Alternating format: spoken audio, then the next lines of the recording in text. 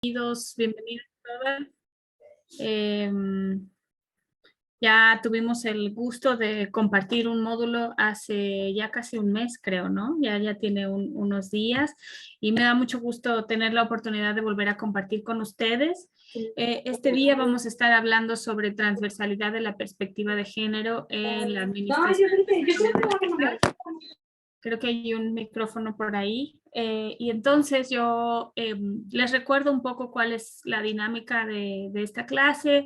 Les voy a estar mostrando algunos contenidos que preparé para ustedes. Les pido por favor de la manera más atenta que participen cuando haya oportunidad para que podamos compartir. Es un proceso de aprendizaje de ida y vuelta. Entonces, me parece muy importante que ustedes puedan enriquecer cualquier contenido que yo traiga con sus propias experiencias, con su propia reflexión y así. Entonces, sientan la libertad de escribir por el chat, de levantar la mano, de aportar, de disentir, lo que ustedes puedan aportar en ese sentido. Entonces, he preparado una presentación para ustedes, muy breve. Son 4 temas los que vamos a estar viendo. Y aquí puedo compartirles la pantalla. Creo que ahí la pueden ver, ¿no?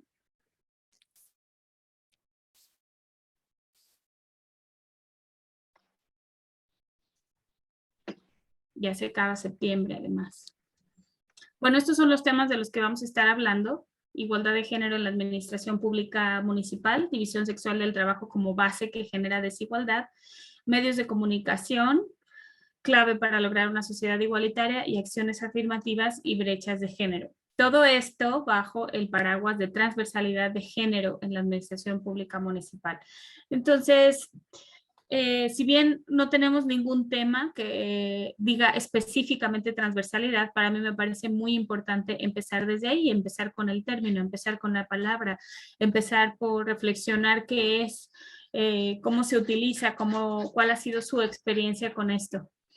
Entonces, primero los objetivos del módulo, ofrecer a los participantes elementos sobre temas para la incorporación de la perspectiva de género de manera transversal en el quehacer municipal, y también vamos a hablar de otros agentes que construyen el género, que construyen esta identidad genérica.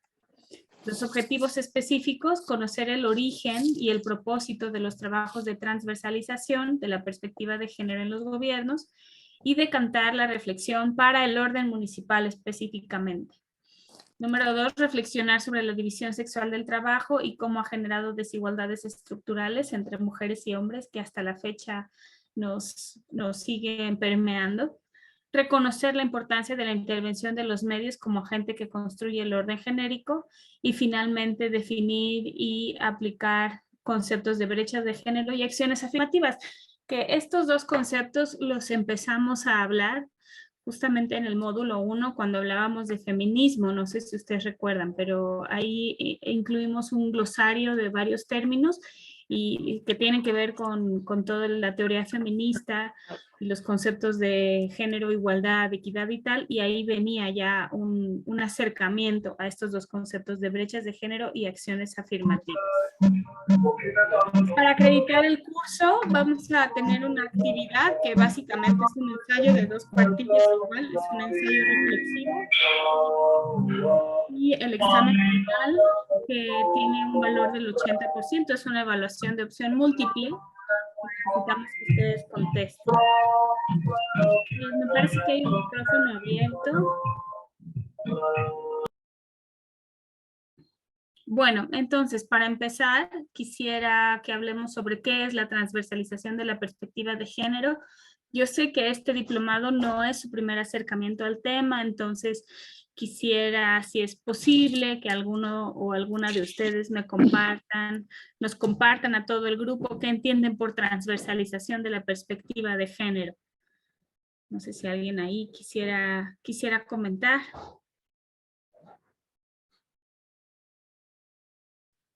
¿Qué es la transversalización de la perspectiva de género? ¿Alguien que quiera compartir cuál es su experiencia? ¿Algún acercamiento a este concepto?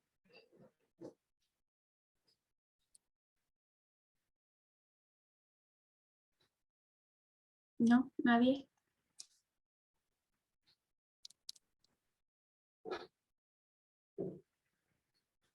Bueno, yo les traje algunas definiciones.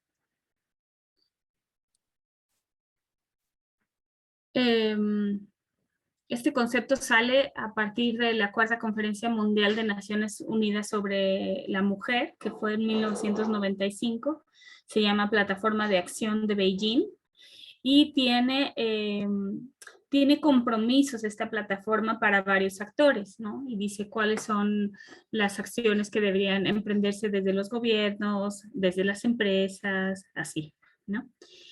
Y entonces la idea surgió porque se estaba integrando en esta plataforma las cuestiones de género en todos los programas sociales y entonces se adoptó como una estrategia global en esta conferencia. Fue la primera vez que se empieza a hablar de transversalidad, en inglés mainstreaming.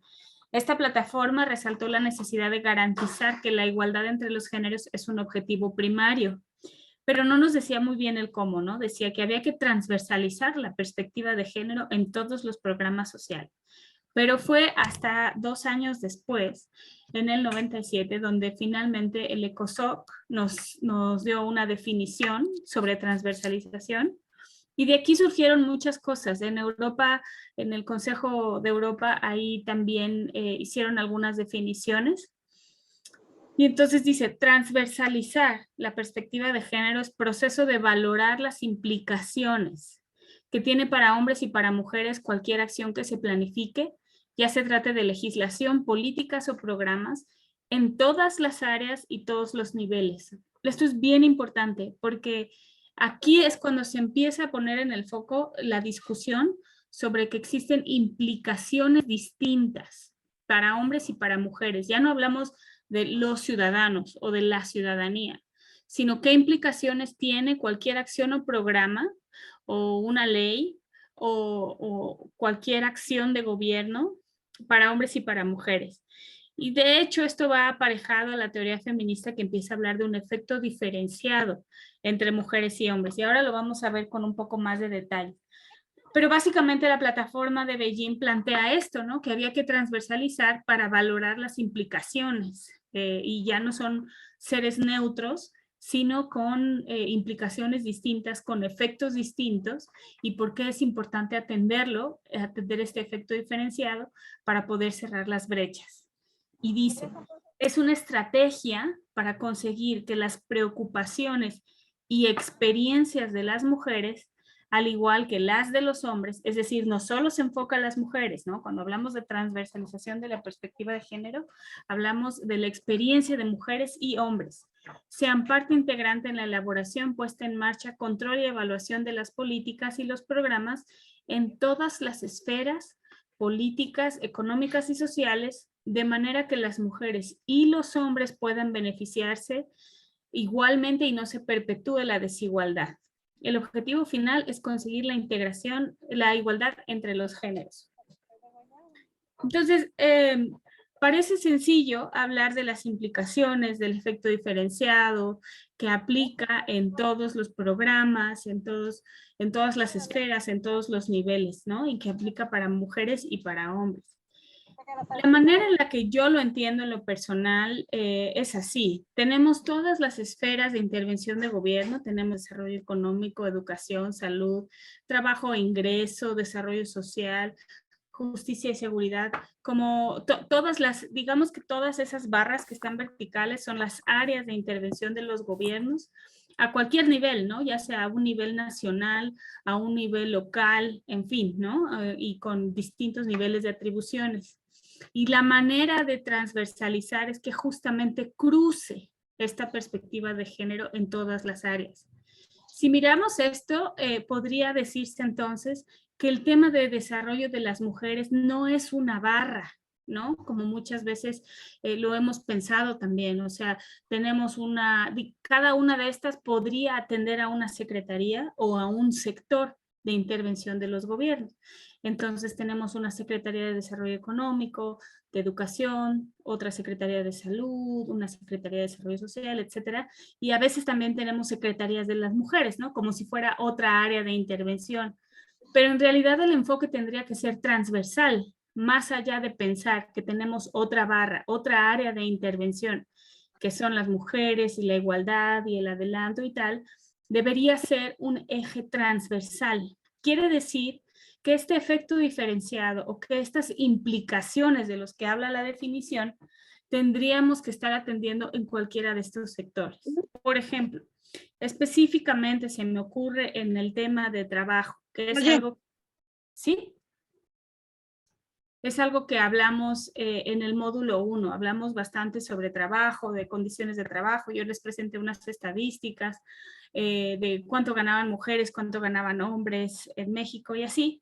Entonces ahí, si hablamos de transversalizar la perspectiva de género, tendríamos que estar mirando cuál es la implicación, cuál es el efecto diferenciado para mujeres y hombres de una política de promoción del trabajo. Pensemos, por ejemplo, en los programas de empleo temporal, que existen varios en los distintos estados del país. ¿Qué implicaciones tiene para mujeres y hombres este tipo de trabajo? Si va acompañado de alguna política de conciliación familiar o no, considerando que las mujeres generalmente somos quienes nos hacemos cargo de la crianza y del trabajo de cuidados. Tendríamos que pensar cómo vamos a cerrar esa brecha, en los riesgos que corren. Aquí me viene un ejemplo a la cabeza que además está vinculado con el ámbito municipal. Cuando hablamos de transporte público, en un municipio me invitaron a analizar una política de empleo temporal para mujeres choferes de autobuses urbanos, ¿no? Entonces, era una acción afirmativa, es decir, estaba dedicado a mujeres que buscaban empleo para cerrar la brecha que hay entre mujeres y hombres en el tema de ingreso. Y entonces, pues el programa básicamente consistía en reclutar a mujeres que supieran manejar, que pudieran sacar una licencia de transportista y que pudieran emplearse como choferes de autobuses. Pero había algunas restricciones porque las implicaciones de ser chofer son distintas para mujeres que para hombres, ¿no? Para empezar, el tema de la seguridad. Las bases de los autobuses, de los microbuses y otras unidades de transporte urbano, generalmente están en polos alejados, ¿no? Que es de donde salen y donde llegan los autobuses. Y esto sucede a horas muy temprano o a horas muy tarde, ¿no? Cuando toman las unidades o cuando dejan las unidades. Entonces hay una implicación de seguridad, si bien es inseguro para mujeres y para hombres, las implicaciones para las mujeres eran mucho más graves que para los choferes hombres. El tema de los baños también era complicado para las mujeres porque, pues evidentemente, es más pues complicado ir al baño para las mujeres durante la jornada y no hay baños para los choferes. Entonces, esta fue otra restricción porque tiene implicaciones distintas este tipo de trabajo. Entonces, además, la cultura de las y los pasajeros, la manera en la que perciben que una mujer conduzca, ustedes saben que tenemos una aversión cultural a las mujeres conductoras, por las razones que sean.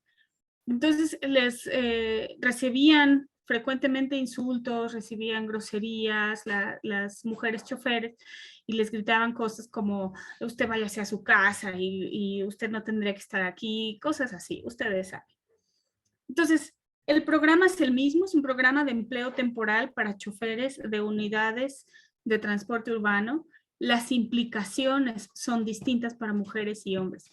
Con esto es a lo que nos referimos con incluir una perspectiva de género y la manera en la que es transversal en cualquier área, cualquier programa, cualquier acción, tiene este efecto diferenciado para mujeres y hombres. A mí se me ocurren otros ejes transversales que podrían o que deberían estar presentes en todos los sectores y en todas las políticas de gobierno, como por ejemplo el tema del cuidado al medio ambiente.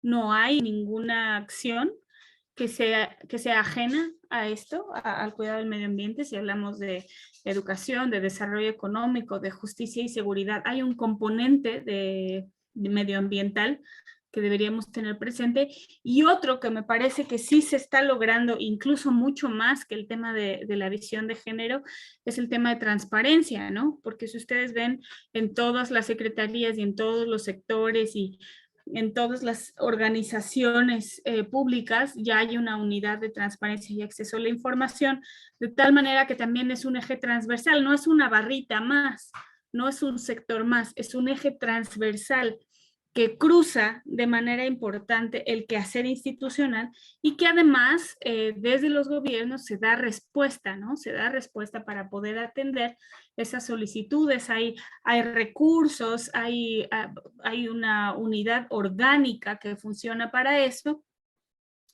Y no así ha sucedido con la perspectiva de género. Sí hemos visto que hay unidades de género en algunas secretarías que intentan institucionalizar al interior esta visión de género, pero no siempre cuenta con los recursos o no cuenta con esta estructura política orgánica que le permita estar a la par de tomadores de decisiones o tomadoras de decisiones que permita incidir con esta perspectiva de género.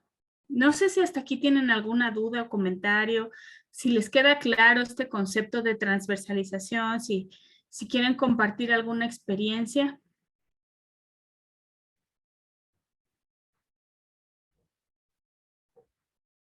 Tal vez no me quieren dejar hablando sola toda la hora.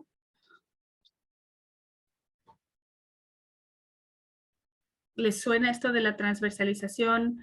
¿Lo habían entendido así o cómo lo trabajan ustedes desde sus distintos lugares, desde sus instituciones? La foto. A mí a veces se me olvida. Gloria quería compartir, pero creo que se activó su micrófono. Claudia, yo me gustaría compartir algo. Heidi, claro, por favor, gracias. Ahorita que mencionabas al medio ambiente y hablar de la perspectiva de género, bueno, creo que es un tema que desafortunadamente en nuestro país está sobrevaluado. No es un tema que en muchos lugares se considera importante ni relevante, y mucho menos el impacto que puede generarse con las mujeres. Creo que es un tema que nos hace falta abundar y tomar puntos ahí importantes, ¿no? De cómo afecta, cómo hay afectaciones para todas las personas, pero sobre todo a las mujeres, el impacto que genera, ¿no? Este tema, desde todos los puntos que abarcan. Solo eso. Gracias. Muchas gracias, Heidi. Y esta parte de hablar de transversalidad que cruza, que va a través de todos los sectores, ¿sí les queda claro? Digo, no estamos hablando de la metodología del cómo todavía, estamos hablando apenas como de la conceptualización, pero me parece importante, ¿no? Porque se habla mucho de esto y no, como que no hemos reparado un poco en las definiciones y en qué significa transversalizar, ¿no? Tenemos hasta estos fondos que hay a nivel nacional para la transversalización, pero no tenemos muy claro como el concepto en muchas ocasiones. No sé si es su caso. Denise, adelante, por favor.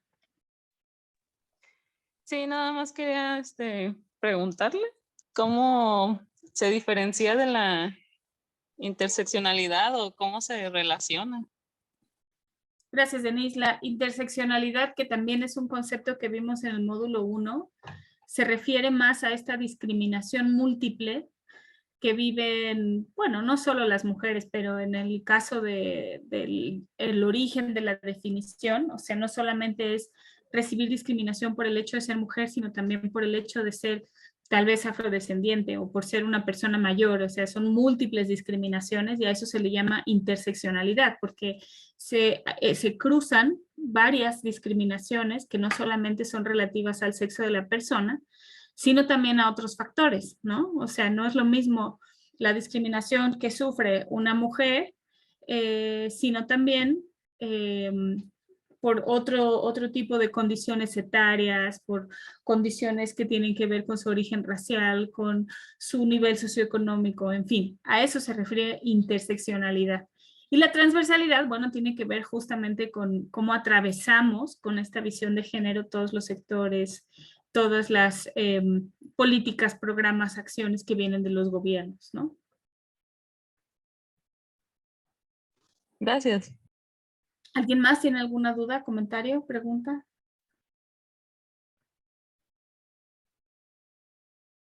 Bueno, entonces vamos a continuar.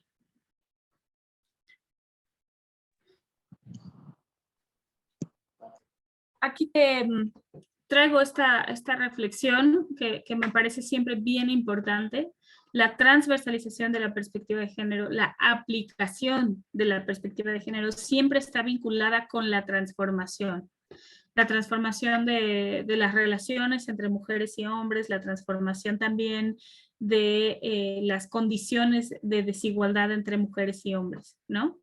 Entonces, por eso dice aquí, la transversalización del enfoque de género no consiste en simplemente añadir un componente femenino, ni un componente de igualdad a una actividad existente. Es, asimismo, algo más que aumentar la participación de las mujeres. Significa incorporar la experiencia, el conocimiento y los intereses de las mujeres y de los hombres para sacar adelante el programa de desarrollo. Esto que dice aquí es bien interesante porque hemos visto programas que de alguna manera le ponen este componente de mujeres como para cumplir y no estamos transversalizando la perspectiva de género, ¿no? Estamos sosteniendo las relaciones intocadas o el orden genérico intocado. Por ejemplo, puedo pensar en este ejemplo sobre las tenencias de los autos. Sí, Carlos, adelante.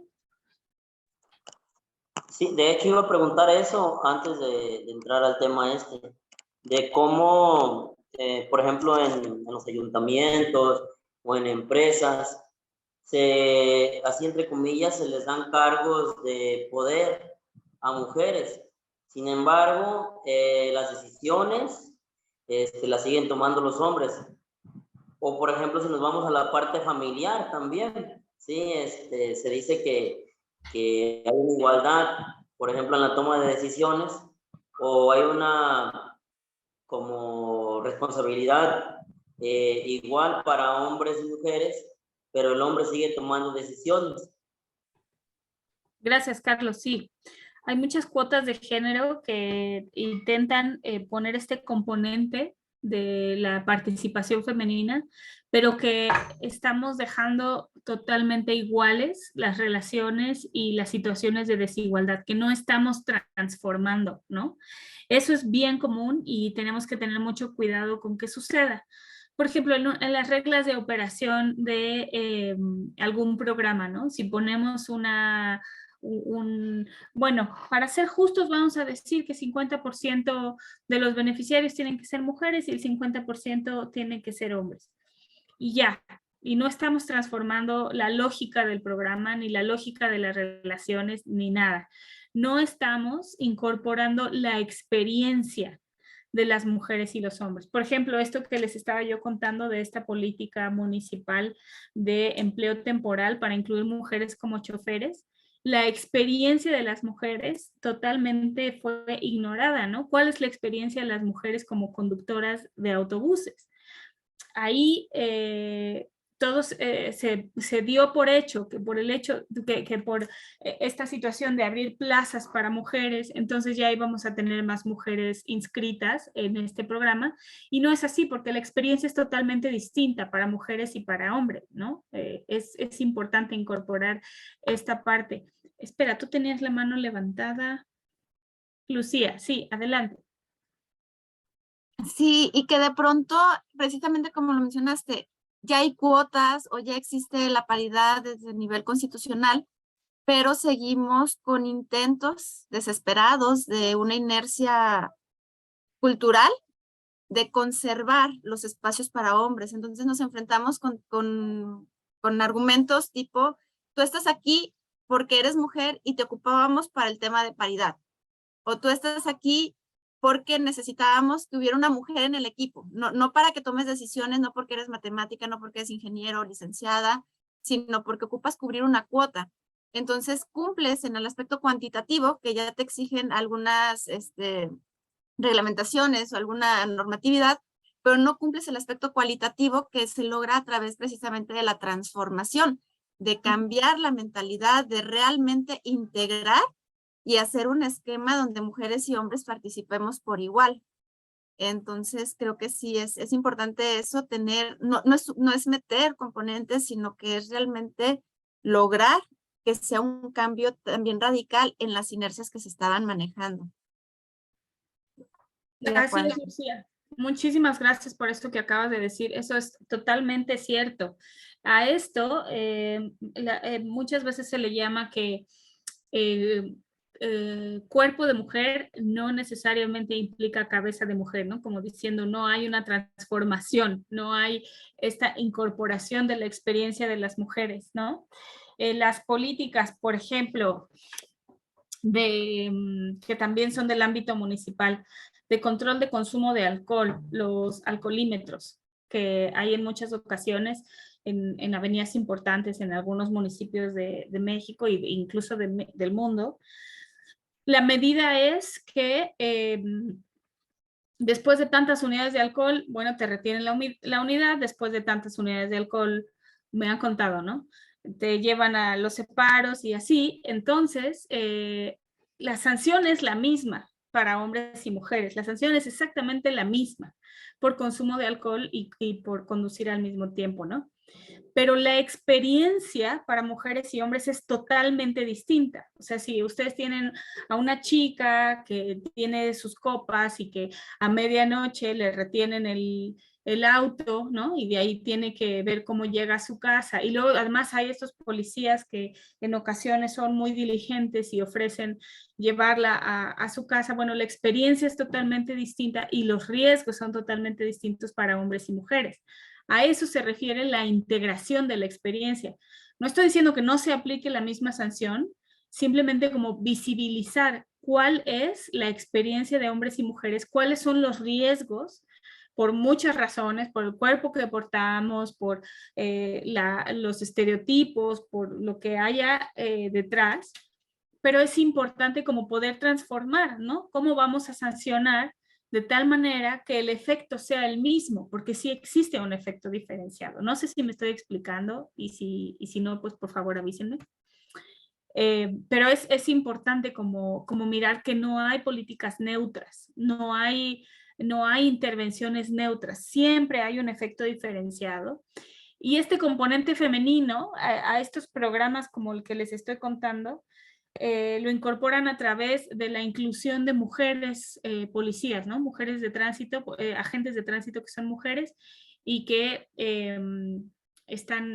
son parte de estas dinámicas de los alcoholímetros. Pero en realidad están aplicando la ley sin ninguna transformación, ¿no? Incluso ustedes saben que los cuerpos de los agentes de policía y los agentes de tránsito, pues es muy masculino, es un asunto del ejercicio del poder sumamente masculino, y cómo las mujeres que están ahí también se mimetizan con este ambiente masculino y no están valorando esta experiencia diferenciada de mujeres y hombres, ¿no?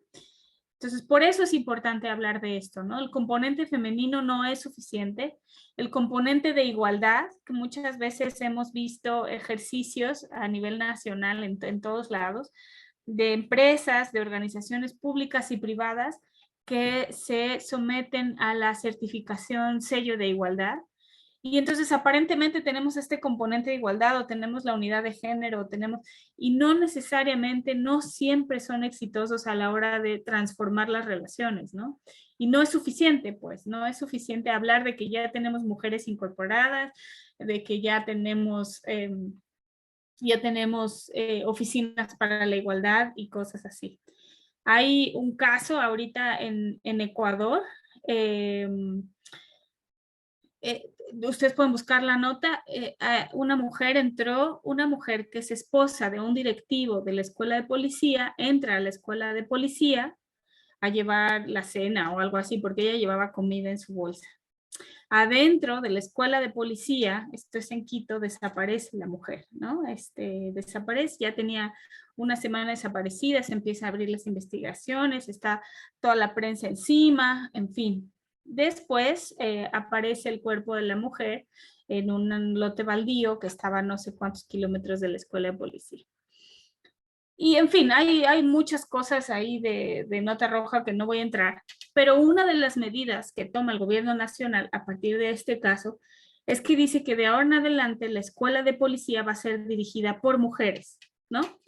Y eso es una medida que no necesariamente ni repara el daño, ni quiere decir que exista una transformación, ¿no? El hecho de que haya mujeres al mando de la Escuela Nacional de Policía no nos da la certeza de que se va a transformar la Escuela de Policía, ¿no? Eso no quiere decir que estas cosas dejen de suceder, muy lamentable el caso, pero más bien es cómo es que metemos este componente rosa, por así decirlo, ¿no? Como un componente para justificar que de ahora en adelante las mujeres van a ser parte de la toma de decisiones y no hay una visión como más transformadora, ¿no? De transversalizar realmente, de institucionalizar una visión de género. Y dice mi diapositiva, puede entrañar la identificación de cambios necesarios en el programa a partir de la incorporación de la experiencia y el conocimiento de las mujeres. Quizá requiera cambios en los objetivos, estrategias y acciones para que hombres y mujeres a un tiempo puedan influir y participar en los procesos de desarrollo y beneficiarse de ellos. El objetivo de la integración de la igualdad de género es, por lo tanto, transformar las estructuras sociales e institucionales desiguales en estructuras iguales y justas para hombres y mujeres. Y bueno, hay muchos ejemplos que podríamos hablar sobre la transversalización. Algunos principios básicos, que esto me parece que es como nota de texto que tenemos que saber de memoria. Bien. La responsabilidad de poner en marcha la estrategia de transversalización se extiende a todo el sistema. Todo el sistema se refiere a todo el Estado en todas las dimensiones, en todos los órdenes de gobierno, en todos los niveles. Específicamente, Naciones Unidas son estos principios los que se han incorporado. Es preciso establecer mecanismos adecuados y fiables para controlar los progresos realizados. No podemos hablar de transversalización y no podemos hablar de ninguna estrategia de política pública si no vamos midiendo los progresos realizados, y esto es mucho a través de indicadores, ¿no? Los indicadores que tenemos para la transversalización a veces son equivocados, justamente por lo que decía Lucía, ¿no? A veces un indicador es un número de mujeres que participan en el comité de tal, ¿no? Y el número de mujeres no nos dice cuánto se está transformando o no a nivel institucional o los beneficios que tiene un programa para mujeres y para hombres. Otro punto. La identificación inicial de cuestiones y problemas en todas las áreas de actividad debería ser tal que permita diagnosticar diferencias y disparidades en razón de género. Después, jamás habría que dar por supuesto que hay cuestiones o problemas indiferentes desde la perspectiva de igualdad. Esto quiere decir que no hay programas neutros, ¿no? Este punto número 3 quiere decir que no hay programas neutros. No habría que dar por supuesto que hay cuestiones o problemas indiferentes y relevantes desde la perspectiva de género. Carlos, adelante. Yo quería comentar en cuanto a estos puntos cuando a mujeres, voy a decirlo así, no sé cómo suene, se otorga un puesto. Voy a hablar, por ejemplo, de la parte policial, ¿sí? Se le dice ya a los policías, hablan de una proximidad social, y muchas veces mujeres atienden a mujeres víctimas de violencia, pero no haya, por ejemplo, una revictimización. ¿Por qué? Porque, bueno, el sistema todavía patriarcal sigue teniendo mujeres que tienen ese mismo tipo de pensamiento, ¿no? La siguen culpando, y si nos vamos, por ejemplo, a ministerios públicos, también en el ministerios públicos hay mujeres y sigue habiendo el mismo trato, pues no hay una transformación. Se sigue teniendo mujeres, y no quiero decir que pongan hombres, ¿no? Sino que puestos donde ponen mujeres, y que sigue habiendo automatización, ¿no?, de parte de esas mujeres. Estoy hablando principalmente cuando se da atención a mujeres violentadas. Gracias, Carlos. Bueno, hoy tenemos que recordar que el patriarcado y todas estas construcciones patriarcales no solamente son portadores los hombres, quiero decir, las mujeres somos parte del patriarcado, ¿no?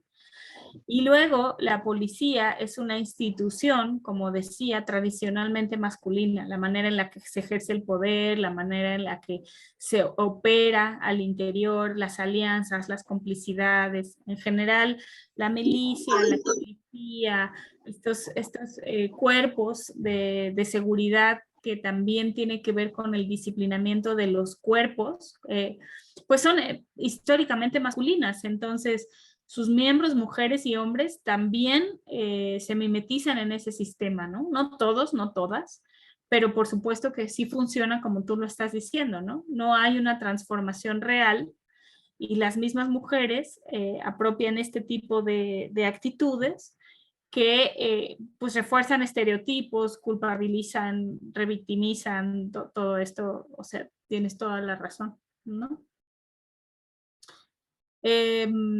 Continuando con estos principios de transversalización, deberían realizarse sistemáticamente análisis por géneros para poder asegurar una transversalización efectiva.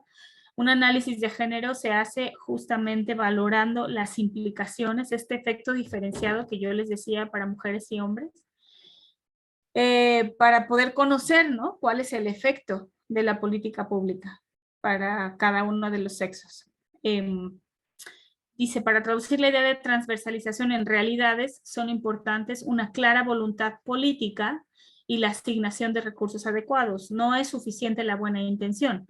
Necesitamos una clara voluntad política que permee y que permita trabajar en esa dirección, ¿no?, del análisis de género y la transversalización, y por supuesto recursos financieros, recursos humanos, incluidos, ahí está, recursos adicionales financieros y humanos si es necesario.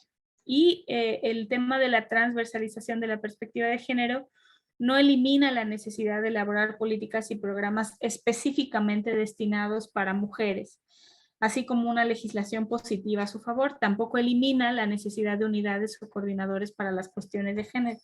Entonces, el hecho de que sea transversal, de que hablemos de transversalidad, no elimina esto de los programas específicos para mujeres, que son acciones afirmativas.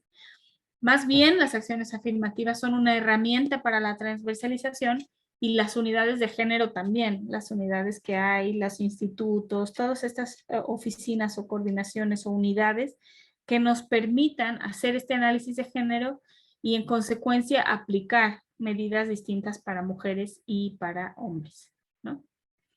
Y aquí les traigo algunas cosas que podríamos estar pensando sobre cómo aplicar la perspectiva de género en planes, programas y acciones para transformar, ¿no? Si pensamos en las implicaciones que tiene para mujeres y hombres algunas de las iniciativas públicas, por ejemplo, hospitales y salas de atención para salud de las mujeres.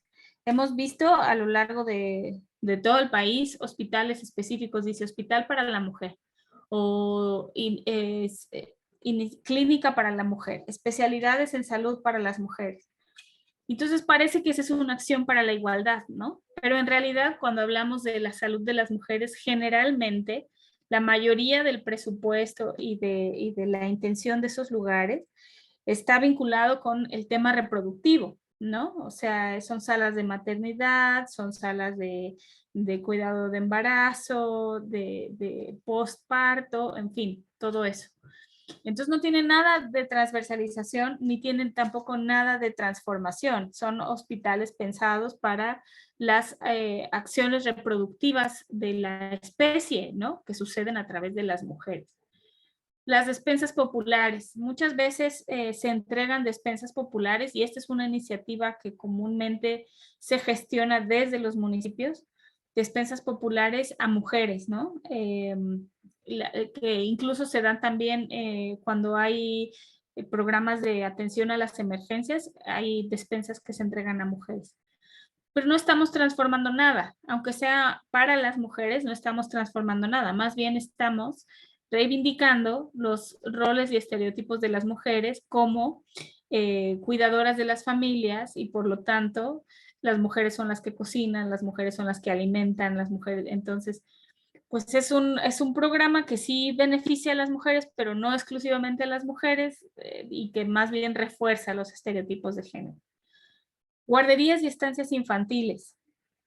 aquí es un súper tema. Necesitamos guarderías y estancias infantiles para poder apoyar las labores de cuidado, de reproducción y cuidado que históricamente están recargadas sobre las mujeres, ¿no? De los niños y las niñas. Entonces, las guarderías y estancias infantiles pueden ser una política transformadora en el sentido de que facilita a las mujeres incorporarse al mercado laboral. Pero si pensamos, ¿quién administra? ¿Quién trabaja? ¿Quién cuida en guarderías y estancias infantiles? Pues la mayoría de las ocasiones son otras mujeres.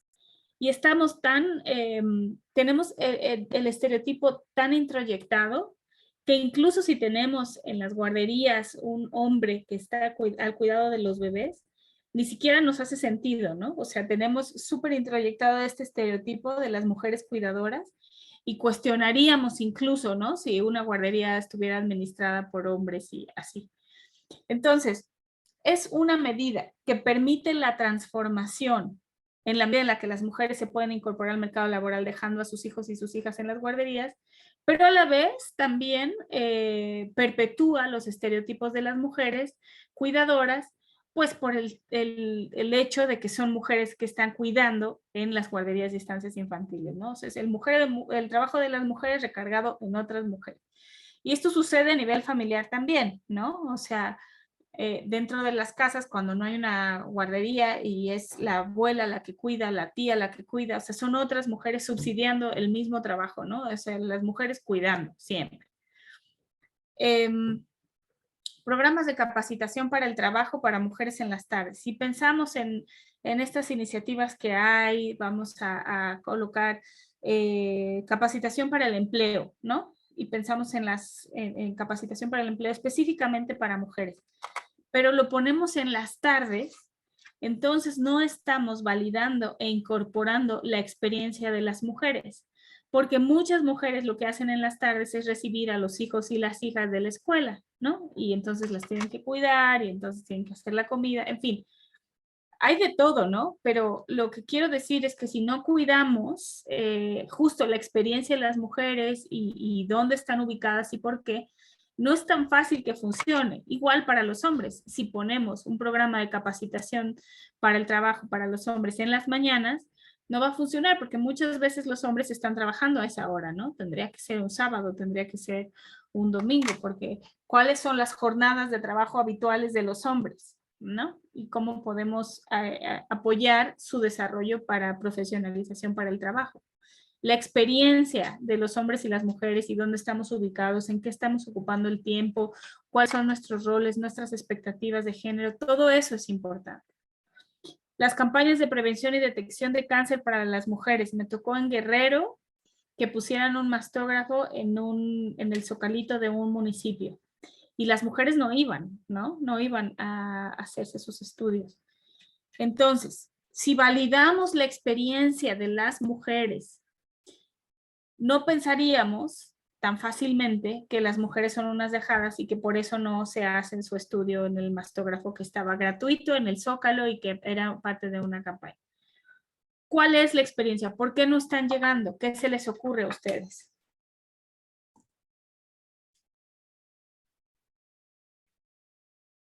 ¿Por qué no llegan?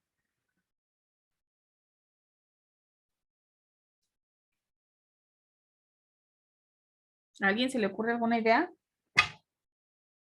¿Por dejadas nada más?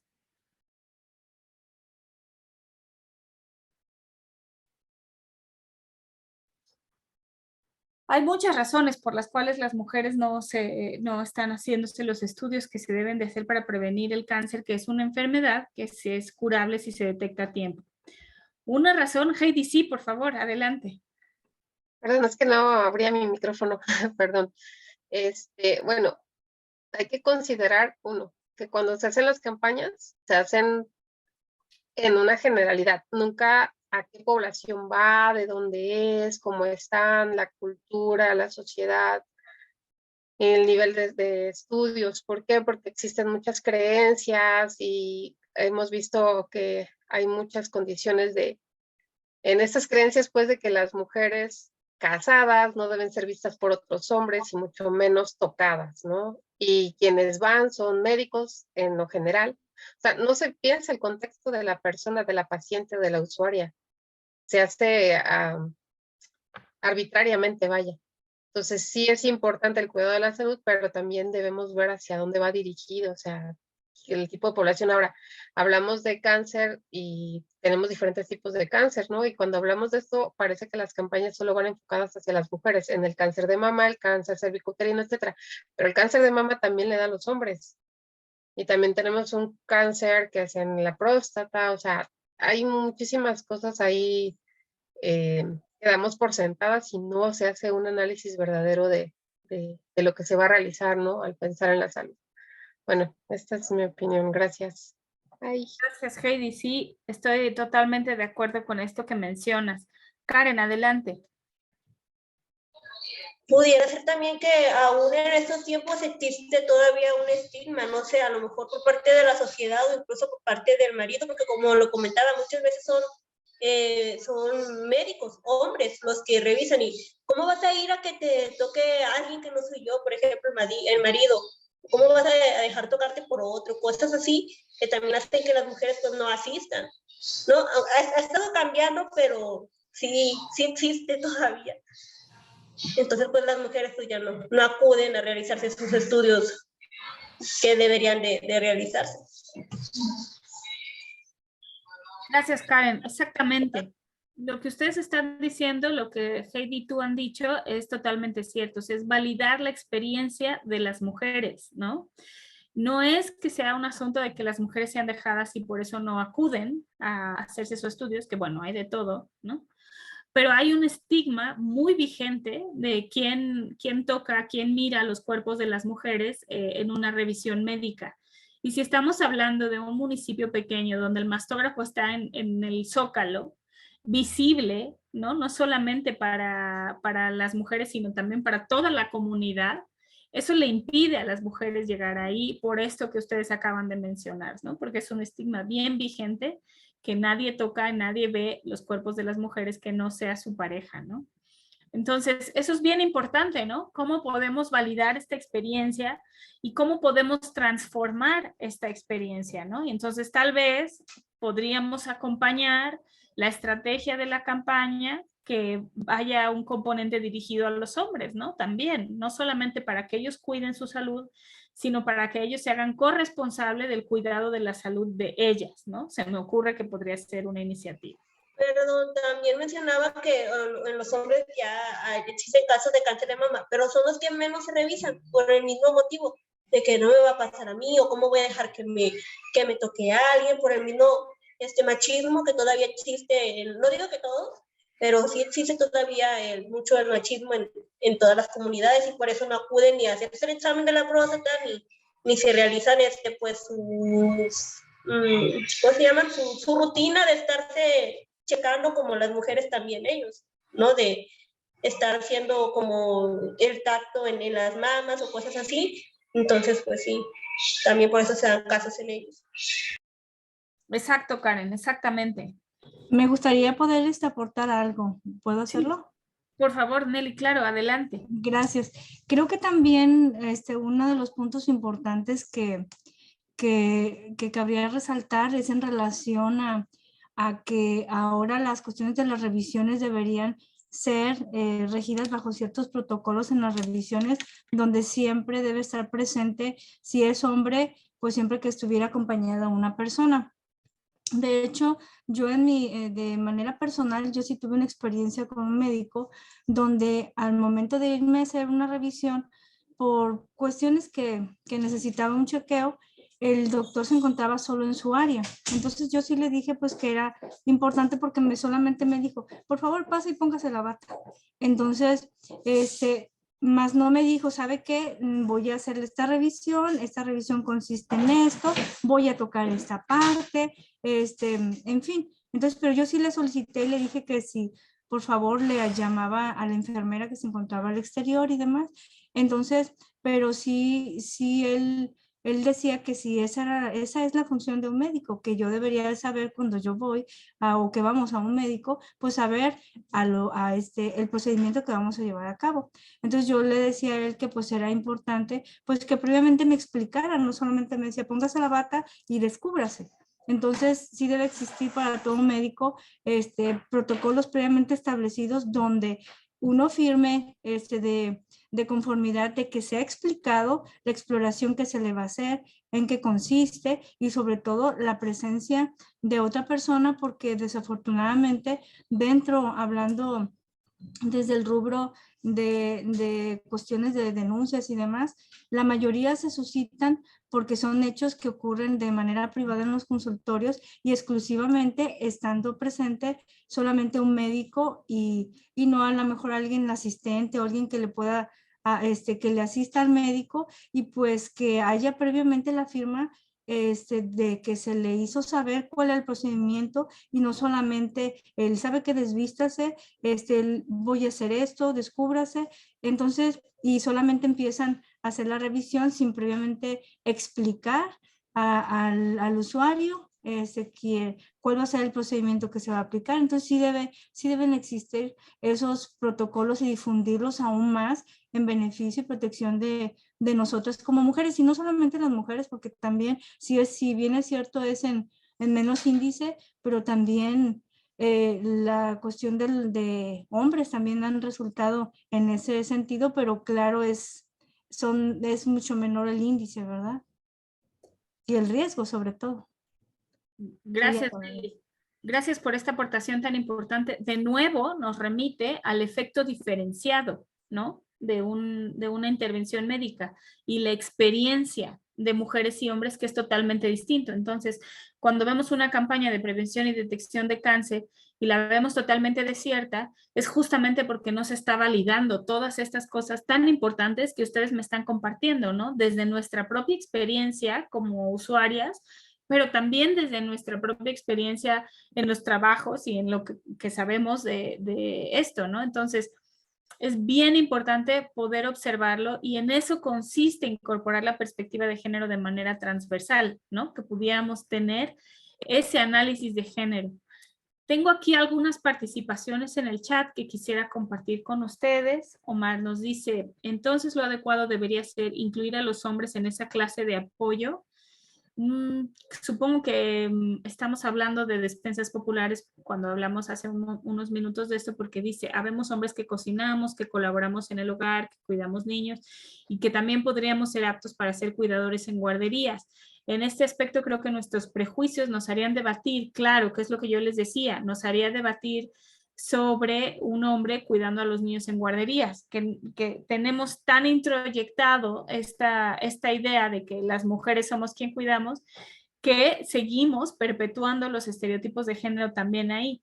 Dice, al final también es una decisión del perfil laboral que elige cada uno de nosotros y eso no tiene que minimizar su posición como mujer o como hombre. Estoy de acuerdo, Omar, muchas gracias por tu aportación. Luego Edna Catalina nos dice que a veces por miedo las mujeres no van a este tipo de campañas de prevención y detección de cáncer, ¿no? Y estos son como ejemplos muy aleatorios que yo les pongo para poder observar este efecto diferenciado del que les estoy hablando. Y este miedo es muchas veces motivado justamente por lo que Karen, lo que Nelly, lo que Heidi nos han compartido, ¿no? Y Omar nos dice que hay un punto importante, la falta de empatía no es exclusiva de los médicos hombres. Yo estuve trabajando 2 años en el hospital y fui testigo de varios tratos poco éticos desde médicos mujeres hacia usuarias mujeres. Sí, seguro, que es un poco también lo que Carlos nos decía hace rato, ¿no? Que también hay mujeres poco empáticas dentro de la policía. Seguro que sí, seguro también por ahí va, de acuerdo con esto. Pero bueno, validando como esta parte de la experiencia distinta, los intereses distintos de mujeres y hombres, pues nos lleva a este tipo de reflexión, cómo aplicamos y cómo transformamos esta perspectiva de género en el orden. El último ejemplo que tengo aquí es construcción de polos de desarrollo. Hemos visto, cuando hablo de polos de desarrollo, hablo de muchas cosas. Hablo, por ejemplo, de cuando hacemos parques industriales, ahí puede ser un polo de desarrollo. También un polo de desarrollo puede ser la construcción de un Huawei o de una niveles de riego o parte de la, perdón, cuando hay canales de riego de alguna ciudad, en fin, ¿no? O cuando pensamos en un mercado como un polo de desarrollo comercial, una central de abastos, todos estos son como polos de desarrollo. ¿Qué es lo que se está tomando en cuenta para poder desarrollar un polo de desarrollo, ¿no? La ubicación, cómo se decide la ubicación, ya sea de un parque industrial, ya sea de una central de abasto, ya sea de un tema que tiene que ver con el desarrollo de agricultura de algún lugar, ¿no? Canales de riego y así. Muchas veces la ubicación se decide la ubicación se decide en función de dónde están los intereses económicos y no se está tomando en cuenta la ubicación de las mujeres y de los hombres y el acceso que tienen a estas instalaciones, ¿no? También hemos visto cómo los polos de desarrollo, bueno, se crean las naves, se crean las fábricas, los caminos, ¿no? Hay facilidades en los lotes, hay facilidades en la electricidad para la instalación de estos lotes de desarrollo. Y al lado quienes llegan de manera paralela son los puestos de comida, ¿no? Y los puestos de comida generalmente, no siempre, ¿no? Pero en muchas ocasiones son mujeres quienes llevan estos puestos de comida. Y no está pensado el polo de desarrollo para que crezca de manera paralela también esta otra parte de servicios que en muchas ocasiones se encargan las mujeres, ¿no? Y puedo pensar en muchas otras, digamos, servicios accesorios de los polos de desarrollo. Es bien común que al lado de los polos de desarrollo veamos lugares también de prostitución, ¿no? Como parte del efecto de crecimiento económico. Parece que eso va de la mano. Entonces, para esto yo les traigo un ejercicio. ¿Dónde quedó mi ejercicio? Aquí. Un estudio de caso. No sé si alguien me puede ayudar a leer, por favor.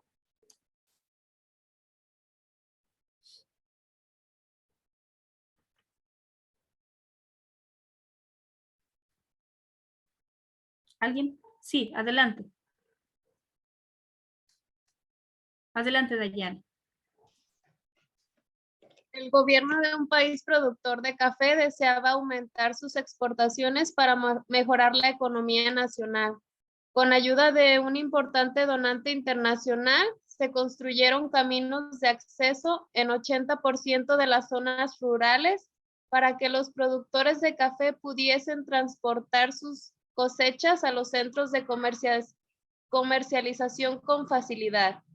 Esto estimuló la producción de café y los ingresos de las y los agricultores aumentaron de forma notable. Ahora bien, en dicho país las mujeres realizan la mayor parte del trabajo agrícola, sea para el consumo familiar o para la comercialización.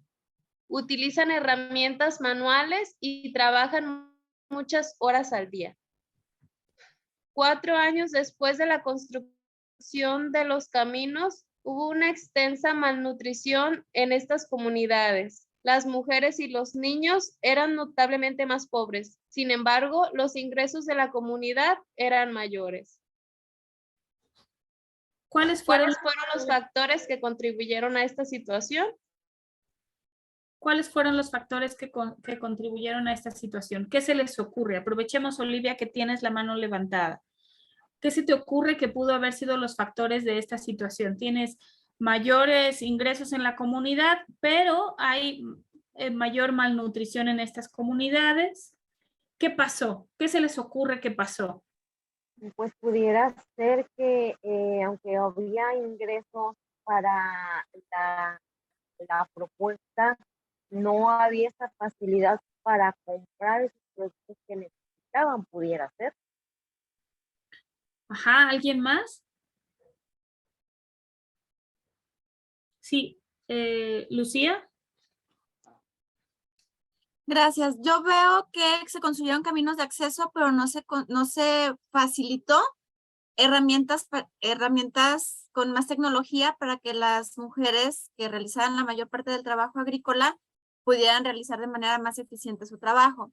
También menciona que se estimula la producción de café. Invariablemente, al designar más área para producción de café, estarían quitando el área o las áreas en las cuales se cultivaban alimentos básicos para estas familias.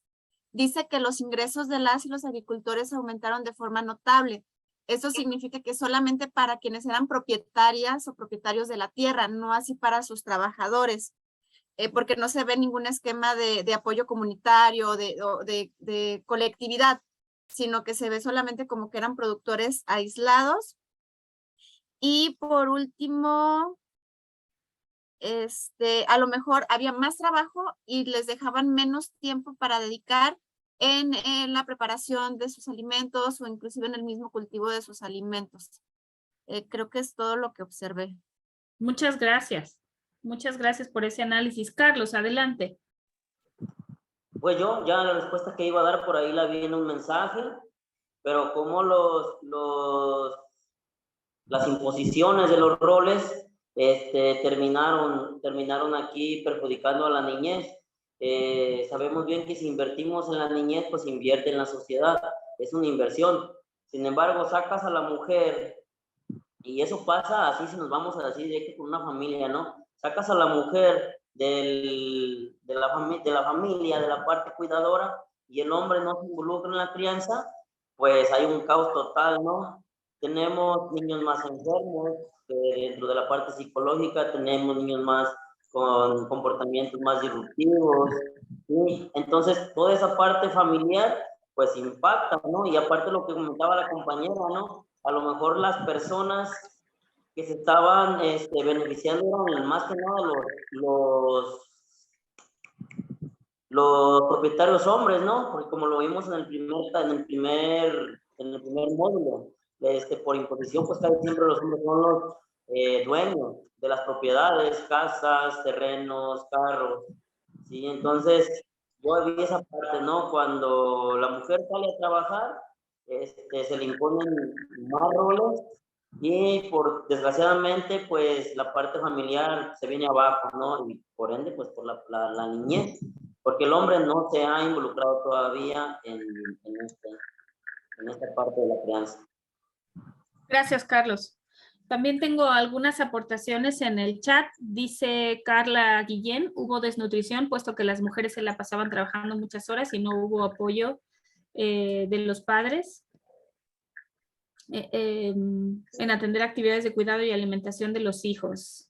Geraldine dice, hubo desnutrición porque las mujeres estaban trabajando, los hijos quedaban desatendidos.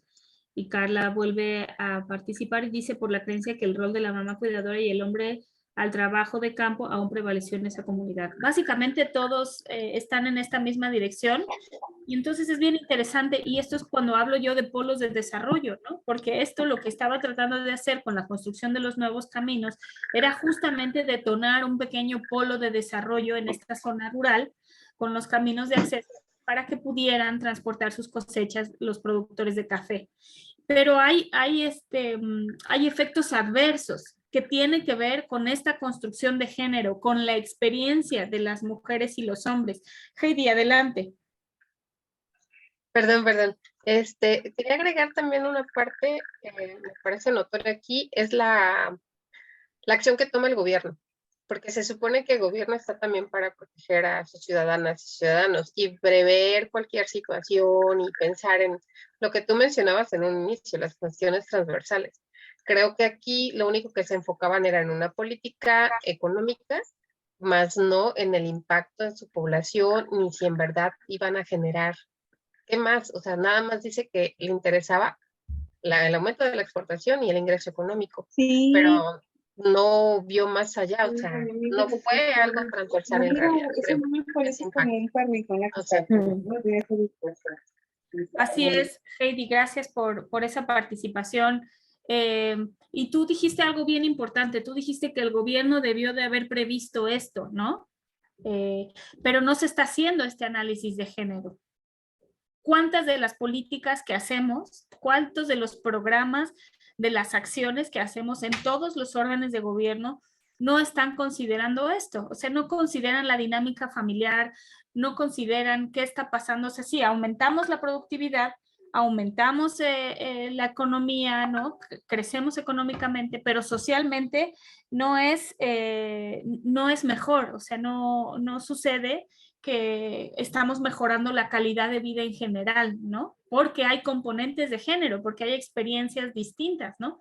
Con los polos de desarrollo, este es un ejemplo de un polo de desarrollo, con los polos de desarrollo industriales pasa esto todo el tiempo también, y también se vuelve como polos de explotación de mujeres también. Ahí es donde vemos que aumenta la trata, que aumenta el tema de la prostitución y la explotación.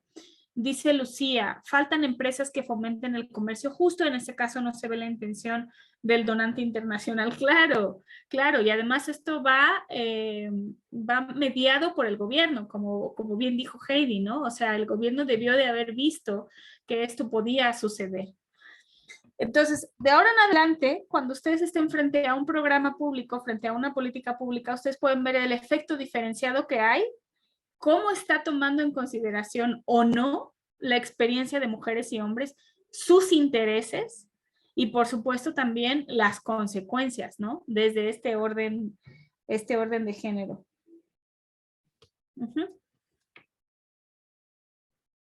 Bueno, voy a regresar para acá. Entonces, ya que sabemos lo que es transversalidad, ahora sí, apenas vamos al tema 1, igualdad de género en la administración pública municipal. Un proceso de análisis y reflexión de algunos aspectos que pueden mejorar la incidencia en el proceso de transversalización de la perspectiva de género en el ámbito municipal, me da a mí a pensar en cinco ideas a bote pronto, ¿no? En el ámbito municipal. Tiene un carácter político. Primero, tiene un carácter político y esto es importante reconocerlo porque existe una agenda política que va más allá de la agenda social. Entonces, siempre pensar en la transversalización, siempre pensando en lo que tiene que ver con la incorporación de la perspectiva de género, hay un efecto, hay un interés político. Es preciso un presupuesto, por supuesto, y esto ya lo comentamos en las diapositivas anteriores, ¿no? Se necesitan recursos, ya sean recursos económicos, recursos humanos, se necesita capacitación, se necesita continuidad en el personal, lo cual es muy difícil que se dé a nivel municipal porque ustedes saben que la transición es como muy breve, ¿no? Entonces, bueno, eso. Complicado el tema de la continuidad. Finalmente, se da un diagnóstico a través de una valoración de las circunstancias de cada municipio. Estos diagnósticos también son limitados y además son diagnósticos muy cualitativos. No solamente es cuántos hombres y cuántas mujeres, sino también cuál es la experiencia de los hombres y las mujeres en los programas por el impacto que tienen en los ámbitos geográfico, económico, social y cultural que facilitan o complican un proceso de cambio. El tema municipal además es importante porque es el orden de gobierno más inmediato a la ciudadanía. Entonces es cuando más referencia tienen a nivel geográfico, a nivel cultural, cómo es que se dan las transformaciones o cómo es que no se dan las transformaciones en este ámbito, ¿no? Comunitario. En el orden municipal, se pueden diseñar e implementar diferentes instrumentos normativos y políticas públicas que se convierten en facilitadores de la equidad y de los procesos como la prevención de la delincuencia y la seguridad ciudadana. Ustedes saben que esto es de ámbito municipal. Contra la violencia de género hay muchas cosas que hacer. Salud sexual y reproductiva, generación de ingresos y temas de agua y saneamiento. Estos son, por decir, algunos ejemplos. En realidad podríamos agotar muchos más, pero a nivel municipal hay incidencia importante en estos temas que se pueden velar a través de la igualdad de género. Algunos ejemplos son participación de mujeres en las decisiones vecinales, comunitarias y de los ayuntamientos cómo es que están participando mujeres y cómo es que representan estos intereses de las mujeres, que es lo que Carlos decía hace rato, ¿no? La presencia de mujeres no es suficiente, no siempre va la presencia de las mujeres aparejada de los intereses de las mujeres. Mercados y centrales de abasto son espacios donde circulan muchas mujeres por roles de género, ¿no? ¿Quién toma las decisiones ahí? ¿Cómo es que los mercados y centrales de abasto se pueden convertir en lugares donde pueden acceder a información? Las mujeres pueden acceder a información para lo que sea, ¿no? Por ejemplo, para prevención de violencia o para temas de salud, en fin, alumbrado público. ¿Cómo el alumbrado público está aparejado al tema de seguridad, pero no solamente a la incidencia, sino a la experiencia de seguridad? El servicio de recolección de residuos, también hay muchas cosas que hacer ahí en términos de género, cuáles los intereses de los hombres y las mujeres, cómo es que se puede hacer una política integral de manejo de recolección de residuos que esté aparejado a los intereses de género. Calles, parques, jardines y su equipamiento. Apenas hemos estado viendo cómo ahora se están conformando estas redes de mujeres para apropiarse de los espacios públicos, ¿no? Y ahora eso es parte de la agenda, cómo es que las mujeres hacen estos recorridos para conocer cuáles son los lugares de riesgo y de esta manera puedan las mujeres pues reapropiarse de espacios. Y es bien interesante porque ahí están saliendo cosas que generalmente no se ven, ¿no? Como por ejemplo el tema de una construcción. Hay una construcción y las mujeres ¿qué hacen? Se cruzan la acera de un lugar a otro para no pasar enfrente de donde están los constructores, donde están los albañiles y así, ¿no? Y eso es algo que en general no se percibe a menos que sea una mujer quien pasa por ahí. La experiencia es distinta. Para cruzar un parque en la noche, así sea un parque alumbrado, la experiencia es totalmente distinta para mujeres y hombres. ¿Y qué es desde los municipios? ¿Qué es lo que se puede hacer para mejorar esa experiencia, ¿no? Para que pueda haber igualdad entre mujeres y hombres en el acceso a estos espacios públicos y, por supuesto, en su experiencia y acceso. No es que esté limitado el acceso como tal, no existe una restricción explícita, pero hay restricciones tácitas que están vinculadas a su experiencia de género. No sé si me explico hasta aquí. Tema 2. No sé si tienen alguna pregunta en este tema del municipio. A mí me interesaba mucho que pudiéramos hablar sobre transversalidad y de ahí creo que es más fácil como poder desdoblarlo, ya sea en una administración municipal, estatal o incluso nacional, ¿no? Hablamos la vez pasada sobre las políticas públicas, sobre cómo llega a la agenda el tema de género el tema de género a la agenda de gobierno, y en el municipio un poco el proceso es el mismo. ¿Cómo llega el tema de género a la agenda de gobierno a nivel municipal? Y con esta inmediatez, ¿no?, que tienen los municipios que yo les decía. No sé si tienen alguna duda hasta aquí, algún comentario. ¿Cuál ha sido su experiencia? ¿Cómo introducen los temas de género en alguna de estas iniciativas que están en este círculo o si se les ocurren otras?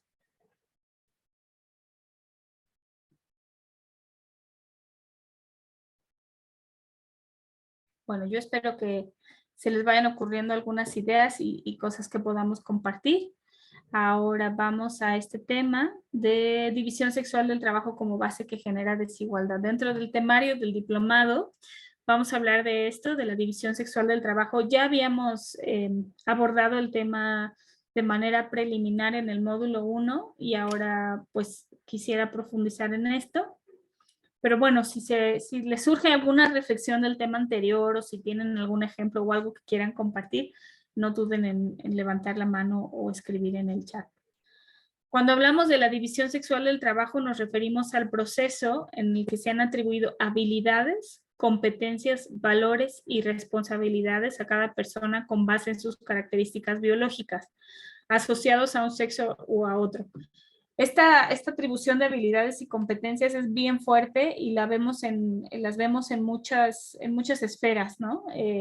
Por supuesto en todos los trabajos, pero no solamente en el trabajo, sino también en las escuelas, ¿no? Cómo atribuyen habilidades, competencias, valores a niñas y niños en las escuelas, también en los medios de comunicación. Es algo que vamos a profundizar el día de mañana. Vamos a hablar un poco sobre el trabajo de los medios de comunicación.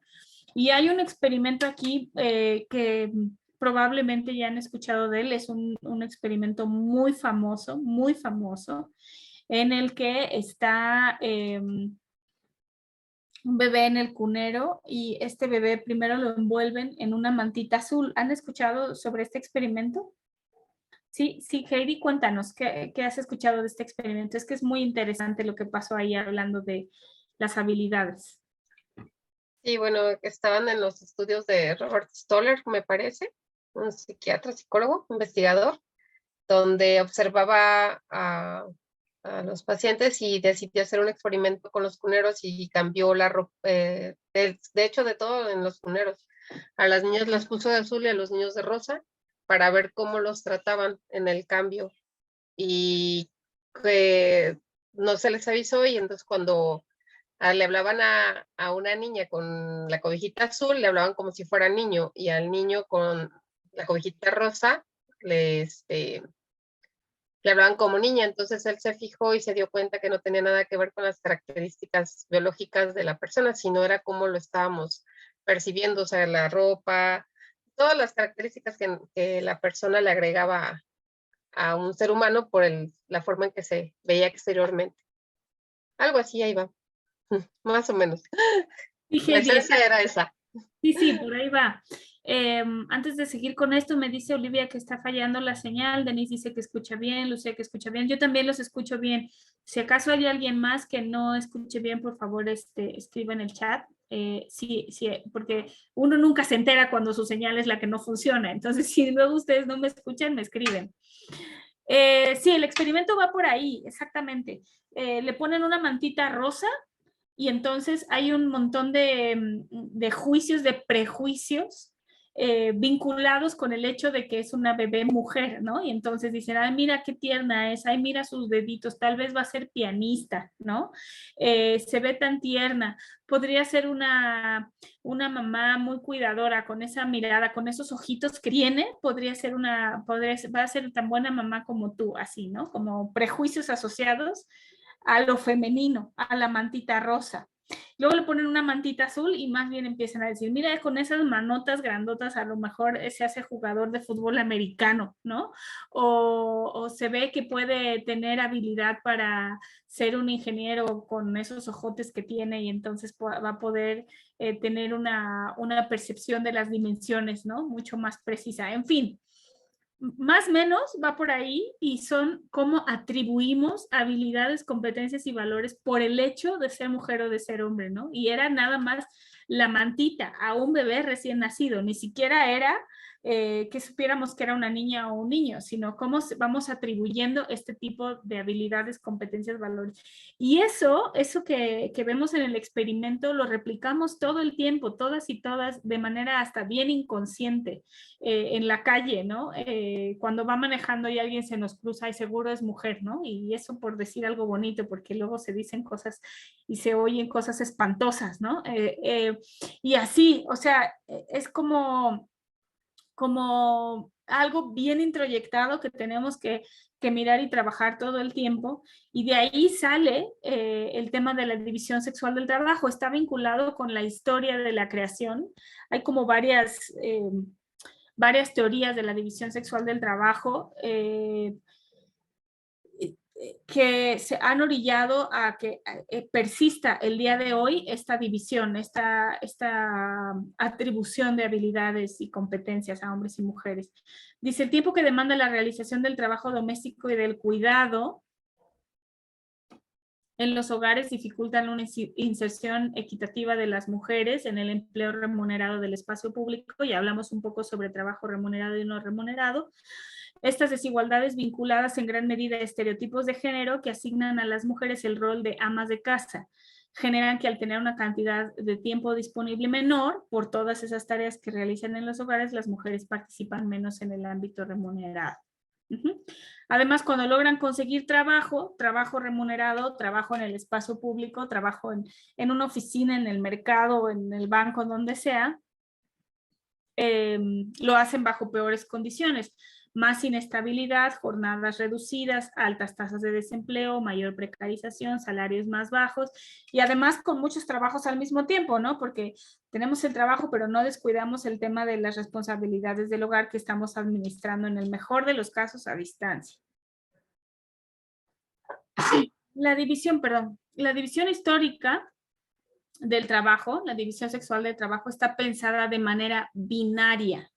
Como muchas cosas, y esto creo que Carlos lo decía en el módulo 1, como muchas cosas está pensado en bueno y malo, en valor y no valorado, en visible e invisible. La división histórica del trabajo, la división sexual del trabajo está pensada de manera binaria también, ¿no? Entonces los hombres, a los varones, tareas que se desarrollan mayoritariamente fuera del hogar, en el espacio público, reciben remuneración y reconocimiento. Y a las mujeres se les asignan tareas vinculadas al hogar y al cuidado en el espacio privado, donde no se ve, además, es un trabajo invisible. Las labores domésticas no eran consideradas trabajo hasta hace muy poco. Tiene esta lucha por reconocer el trabajo doméstico, no tiene más de 20, 30 años, cuando más. En realidad siempre se ha considerado que es parte de la naturaleza de las mujeres, ¿no? No se había pensado que es una contribución a la economía. No solo su existencia e importancia era invisible, era invisibilizada, sino devaluada y también determinada como un deber, es lo que te toca, una obligación de responsabilidad exclusiva del colectivo de las mujeres. Y además de todo eso, se ha dicho que a las mujeres les realiza, ¿no? Es como a las mujeres les realiza cocinar y les realiza tener la casa limpia y de ahí se agarra Fabuloso y no sé cuántas marcas, ¿no? Porque eso es lo que nos realiza a las mujeres. Entonces, esta manera de percibir la división del trabajo de manera binaria también es dicotómica porque son extremos opuestos, ¿no? No solamente se divide en dos, sino también es como lo opuesto, lo bueno y lo malo, lo valorado, no lo valorado, lo que tiene reconocimiento y lo que no tiene reconocimiento y así. Y esto yo creo que nos sigue cruzando de muchas maneras en muchas actividades a mujeres y hombres, ¿no? Porque los hombres que se dedican a la casa entonces se sienten menos, o las mujeres que también dejan su casa para ir a trabajar sienten mucha culpa, ¿no? Nos mueve hasta la subjetividad a mujeres y hombres en nuestro desempeño de actividades, ya sea profesionales o actividades privadas, ¿no? Entonces, resultó un poco así y me encontré esta imagen y me gustó mucho porque es justamente lo que está pasando. Lo visible son las grandes empresas, los bancos, el sector agro, la construcción, las pymes, los que trabajan ahí afuera, ¿no? Los que trabajan en las oficinas, mujeres y hombres, ¿no? También hay mujeres que trabajan en bancos, que tienen estas posiciones directivas. Ahí arriba en la parte naranja del iceberg, pues están los gobiernos, todos ustedes, todas ustedes que también trabajan en instituciones.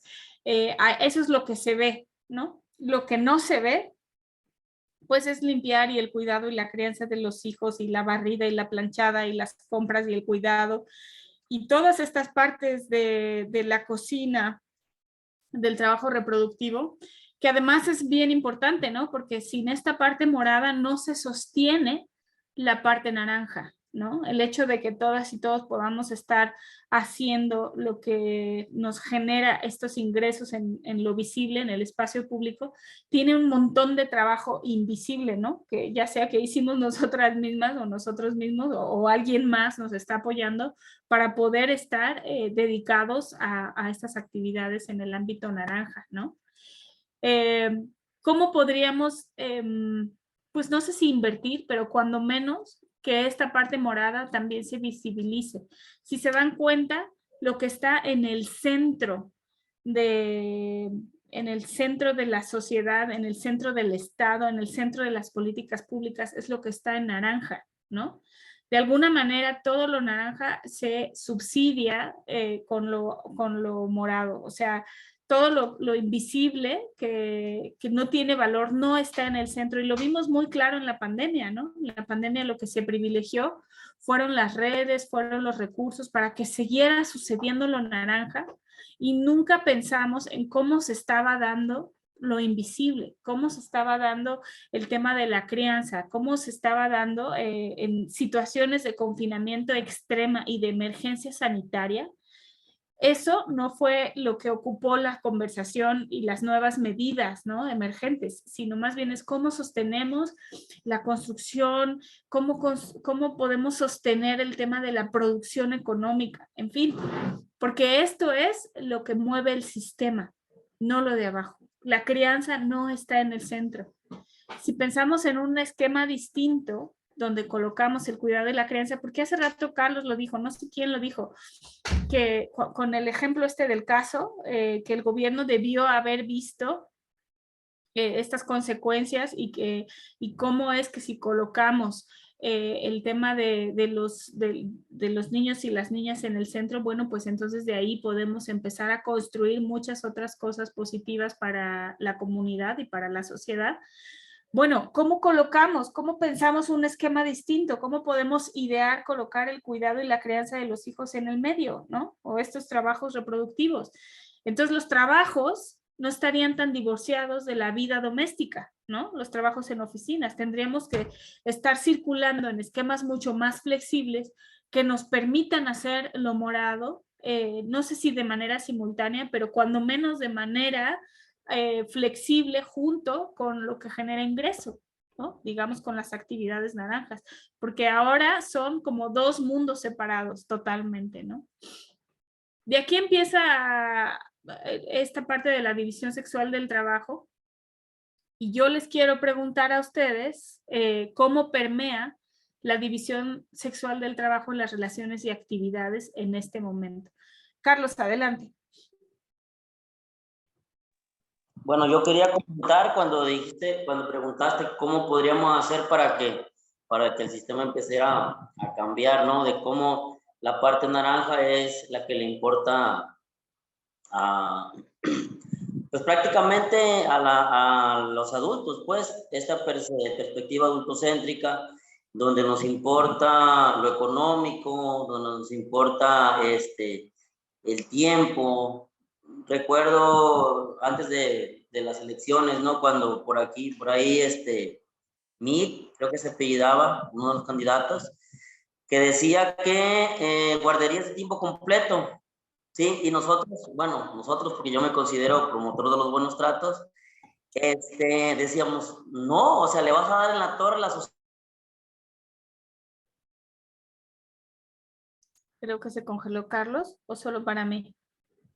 Sí, se congeló.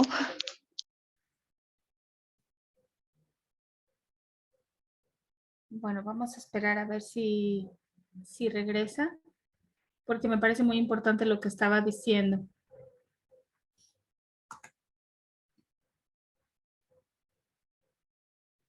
Bueno, lo que regresa Carlos, yo les dejo esta pregunta y no sé quién me quiere ayudar a responder. ¿Cómo permea esa división sexual del trabajo en las relaciones y actividades actualmente?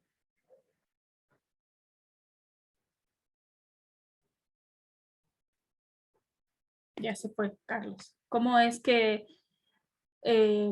actualmente podemos ver esta división sexual? Porque parece que son como, este es un tema como repetido, como viejo, como, o sea que no es novedoso, ¿no? Y sin embargo es tan vigente, ¿no? ¿Cómo permea en donde ustedes están en su, ya sea en su trabajo o en su familia? ¿Cómo permea la división sexual del trabajo en sus relaciones y sus actividades actualmente? ¿Alguien quiere compartir? Yo les puedo decir que los días que me quedo en mi casa, me siento como poco valorada, así, como un poco frustrada, ¿no? Y eso es horrible porque es el introyecto de que el trabajo doméstico vale poco, ¿no? Entonces, mientras estoy afuera es como me siento productiva y mientras estoy aquí no, cuando en realidad también estoy produciendo aquí, pero tengo un introyecto que no me permite de alguna manera reconocer este trabajo que yo misma estoy haciendo. No sé si ustedes comparten esa visión. Gloria dice, la verdad no ha cambiado, sigue igual, dobles jornadas de trabajo para las mujeres, ¿sí? O sea, esta división sexual del trabajo que además nos ha incrementado las horas. ¿Sí? ¿Alguien más que quiera compartir su propia experiencia? Lucía. Sí, bueno, creo que sigue, igual, coincido con mi compañera que hay muchas cosas que siguen muy similares con la misma inercia. Por ejemplo, que vemos que algunos puestos deben de ser ocupados por mujeres, ¿no? O sea, por ejemplo, sí, van a ser secretarias, pero te asigno como la secretaria de temas de maternidad, temas de niños, temas de vinculación, temas de turismo, y no secretarías como fuertes, ¿no? E inclusive el manejo económico. La otra vez estábamos haciendo un análisis de que en alguna institución, no voy a decir nombres porque es actual y todavía no saco el artículo, pero hay secretarías iguales, pero las que manejan más recursos, o sea, las 3 que manejan más recursos están asignadas a hombres. Entonces, sí, somos iguales, pero quien tiene más personas, más cargo, más responsabilidad económica, siguen siendo hombres. A mí me sucedió en el tema personal, que pues en el trabajo tienes como cierto historial, tienes experiencia, y cuando llega la maternidad, que me sentía perdida en ese mundo y juzgada, así como que lo haces mal, tienes que dejar a tus hijos por trabajar, enfrentarte como a los comentarios de, ay, tanto que trabajas y tus niños tan chiquitos. Entonces, pues sí, o sea, sí, están chiquitos, pero yo trabajo y también mi mamá trabajaba. Y entonces, ¿cómo te van dividiendo? Y, te iba a encargar esto, pero no sé si puedes porque estás embarazada. Sí. Cuando era una organización de un evento, y sí pude, porque no nada más me encargaron el eventito, sino que ya después fui la coordinadora de todo el evento. O por ejemplo, ay, es que eres mamá y no te puedes quedar horas extras. A ver, espérate, déjame, busco toda mi red de apoyo, que bendito Dios, tengo red de apoyo, y ellos me ayudarán y yo me quedaré horas extras. Entonces, sí he escuchado inclusive en el ámbito académico de, le vamos a encargar esto a esta persona, es muy buena, pero es mamá, mejor se la encargamos a esta persona que no tiene responsabilidad y que pueda hacerse cargo de todas las actividades todo el tiempo. Entonces, sigue habiendo esa división. Un cuento de otro lado, de un estado menos favorecido, es una realidad que vivimos día a día las mujeres trabajadoras, donde muchas veces se juzga nuestra capacidad, primero por el sexo, primero para romper esa barrera, y ya después por las decisiones personales en el ámbito familiar que tomamos. Creo que es lo que pudiera aportar. Gracias, Lucía. Y además esto que estás diciendo, esta discriminación, por así decirlo, por el hecho de ser mamá, deviene en menos oportunidades de crecimiento profesional, ¿no? Porque como eres mamá y entonces no te puedes quedar más horas y este mundo está valorando quien se queda más horas, ¿no? O quien hace más trabajo, porque la crianza no está en el medio. Regreso yo a esa reflexión. Lo que está en el medio, lo que es la prioridad de todo es la productividad, ¿no? Generar más, trabajar más. Entonces, como la crianza no está en el medio y tú no puedes aportar a esa productividad, entonces corresponde que no puedes crecer profesionalmente, ¿no? Gracias, Lucía, por compartir tu experiencia. Mayra. Hola, justo leía un comentario que decía, terminamos más cansadas las mamás. Comparto mi experiencia, tengo una bebé de 2 años y medio. Acá en Guanajuato es 1 hora más. La siguen cuidando desde que llegué a trabajar, llego, me conecto al diplomado los viernes, si hay los sábados. Justamente toda esta parte del hogar, del cuidado, o sea, no puedo llegar al trabajo y decir, estuvo enferma toda la noche y no dormí, o no puedo llegar al trabajo y decir, no, pues ¿sabes qué? Es que tengo tal cita, tengo tal cosa, o sea, tienes que ingeniártelas demasiado, justo de tus alcances y tus medios como mamá, como mujer, para poder, pues, sobresalir, incluso no sobresalir, sino solamente poder demostrar en el trabajo que lo puedes hacer. O sea, nunca he tratado de dejar como un atenuante de tengo una bebé en casa y todos son hombres, no tienen ni una bebé en casa, ni tienen que llegar a atenderla, ni tienen que hacer esto. Y he tratado como de estar en ese nivel con ellos, pero obviamente sí tenemos cierta desventaja y justo ese comentario es, o sea, terminamos cansadísimas o muy exhaustas en lo personal. Gracias, Mayra. Sí, sí. Y aquí está el comentario de Gloria al que hace referencia Mayra, que dice, la verdad no ha cambiado, sigue igual, dobles jornadas de trabajo para las mujeres, los horarios quebrados, que aparte de no tener perspectiva de género, hace que las mujeres terminan más cansadas por cumplir con el rol reproductivo. Al final las mujeres terminamos más cansadas. Y si hablo de las mujeres, sean mamás o no, de hecho es cierto que las que son mamás sí terminan más cansadas porque es triple jornada.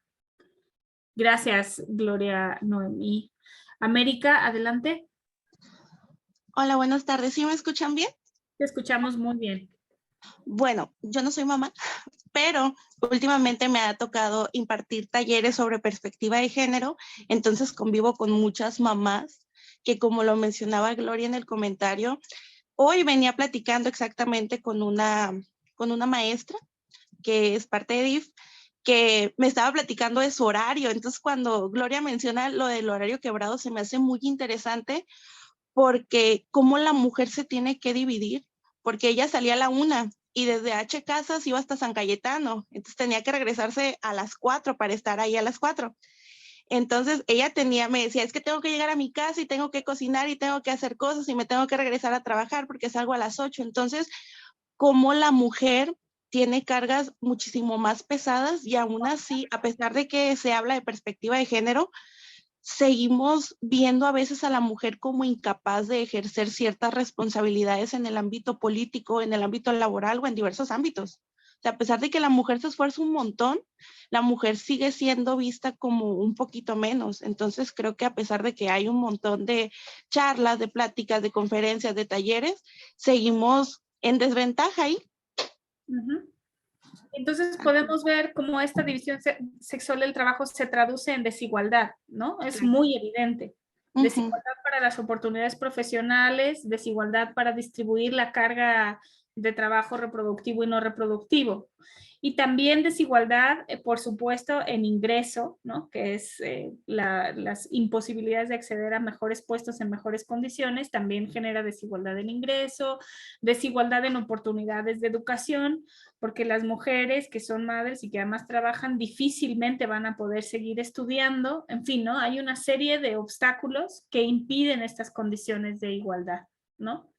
Lo que decía hace rato Carlos, que ya se nos fue, me parece también importante, ¿no? Cuando decía, ¿por qué tendríamos que tener guarderías de tiempo completo? Entonces, es tanto como privilegiar de manera muy, pues, material el tema del trabajo productivo. Y entonces, ¿qué vamos a hacer para colocar en el centro el tema de la crianza, ¿no? O sea, desatendernos de los hijos, los depositamos en algún lado, que estén ahí de tiempo completo para que las mujeres puedan trabajar más. No sé si por ahí va la solución, ¿no? Podría ser un camino, pero pensemos en otros esquemas donde podríamos flexibilizar y transitar en los espacios domésticos y en los espacios de trabajo remunerado. Heidi, adelante. Sí, bueno, ahorita que escuchaba a los compañeros, me lleva a pensar esto. Se supone que en algunos puntos, y también había pasado en el Estado una conciliación laboral con la vida familiar. Y de repente, pues obviamente ya no está esa conciliación, pero me lleva a pensar en esto, ¿no? O sea, otra vez, quienes toman la decisión, quienes están en el poder, que hacen estas transformaciones dentro de las políticas del Estado, ¿no? Y del país, que obviamente no tienen el conocimiento, me voy a atrever a decirlo así, no tienen la empatía y no hay quienes estén a su alrededor que les informen de cuáles son los cambios que se están sufriendo en el país y de los beneficios para la sociedad, porque únicamente están viendo desde un pensamiento imparcial, ¿sí? Que pues dentro de sus creencias y toda su construcción está enfocado solo en un solo punto y no ven más allá. Uh-huh. Y siguen, obviamente, en los puestos de poder y no hacen una transformación, ¿no? Y cuando escuchan hablar de estos temas, piensan que son, y lo voy a decir así porque lo mencionan, de viejas argüenderas locas que no tienen nada que hacer, ¿no? O sea, pues si no te gusta el horario, si no te gusta estar aquí, pues no estés aquí. Y no ven la necesidad que se tiene de trabajar, ¿no? También. Gracias. Claro.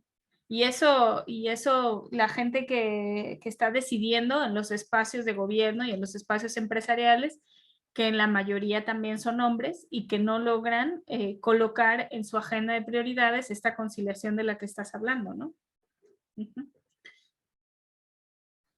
Bueno, tengo un videíto que tengo aquí para ustedes. Este videíto habla específicamente del Homo economicus, ya lo van a ver, es un poco para cerrar, ya regresó Carlos, ya lo estoy viendo, es un poco para cerrar la sesión de hoy y esta reflexión sobre la división sexual del trabajo. Me gusta este video por dos razones, porque explica desde, desde la sociedad paleolítica cómo se estaba organizando y cómo se valoraban las actividades, y de ahí surge la división sexual del trabajo. Pero la otra cosa es que cuando habla de esta persona, y anoté el término porque en el video habla del Homo economicus, habla de todo un sistema que se llama la masculinidad hegemónica.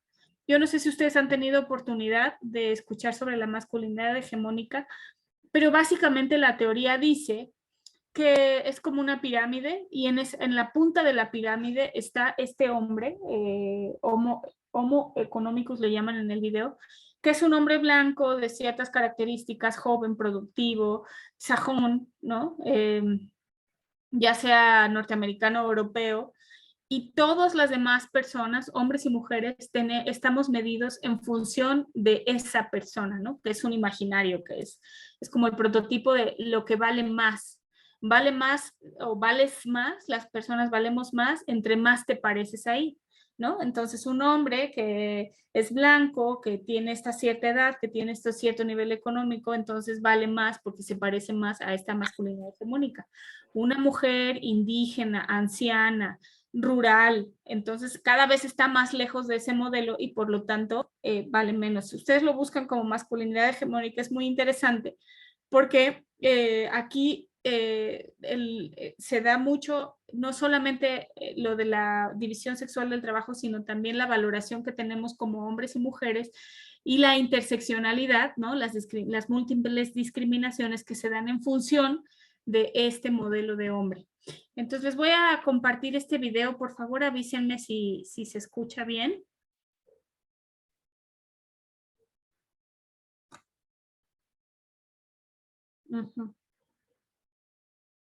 Ahora que voy a compartir, ahora sí.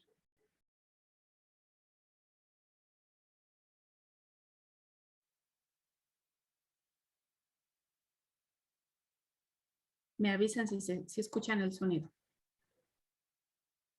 Bueno, todavía no hay sonido. Este es el planeta Tierra. Aquí convivimos casi 6.800 millones de personas. ¿Y quiénes son la mayoría? ¿Los chinos? ¿Los africanos? No. La mayoría de los habitantes del planeta somos mujeres. Algo así como el 52% de la población. Mujeres de Asia, de África, de Europa. ¿Y qué tenemos en común? Que la mayoría dedicamos muchas horas de nuestro tiempo a trabajos productivos y reproductivos como el cuidado de niños, ancianos y enfermos, que no son remunerados. ¿Y cuál es el motivo? ¿Por qué nuestro trabajo es precario o directamente no remunerado? ¿Por qué somos invisibles? Busquemos respuestas. Hagamos un viaje en el tiempo y vayamos al Paleolítico. Cuando el Homo habilis, el Homo erectus y el Homo sapiens habitaban la Tierra, la economía era de subsistencia. Los roles y las labores cotidianas eran realizadas tanto por hombres como por mujeres, sin distinción. Las mujeres participaban en las tomas de decisiones del grupo. Lógicamente, al tratarse de sociedades en las que la supervivencia era primordial, todas las tareas relacionadas con la reproducción y el cuidado eran muy tenidas en cuenta. Y luego llegó la revolución neolítica, que supuso un antes y un después para las mujeres. Como podéis imaginaros, con la práctica de la agricultura y la ganadería se pasa de una economía de subsistencia a una economía productiva. El sistema patriarcal se asienta en los grupos humanos, dejando a la mujer en una posición subordinada y dependiente con respecto al hombre, aunque su trabajo, asociado con los cuidados para la vida, sea fundamental para el sostenimiento de la estructura del propio sistema. La propiedad privada hace acto de presencia y las mujeres se vuelven, a los ojos de los hombres, bienes intercambiables y reproductoras de mano de obra. Una segunda revolución, la revolución capitalista, con la aparición del Homo economicus y la economía de mercado, consolidó de manera nefasta esta relación de legitimación del patriarcado. Nuestro sistema responde exclusivamente a los intereses del Homo economicus, es decir, a los intereses de un pequeño porcentaje de la población mundial. ¿Y quién es el Homo economicus? Es un varón. Tiene una edad que oscila entre los 30 y los 60 años, de raza blanca, rico, sano, generalmente heterosexual, de origen europeo y de referencia judeocristiana. Su poder es tal que decide el futuro de todos, de toda la humanidad. El mundo está organizado para satisfacer sus necesidades e intereses. El resto quedamos fuera. Pero las mujeres, que somos la mayoría y que soportamos el 40% del Producto Interior Bruto con nuestro trabajo no productivo de cuidados, tenemos algunas cosas que decir a este Homo economicus que maneja y domina el mercado.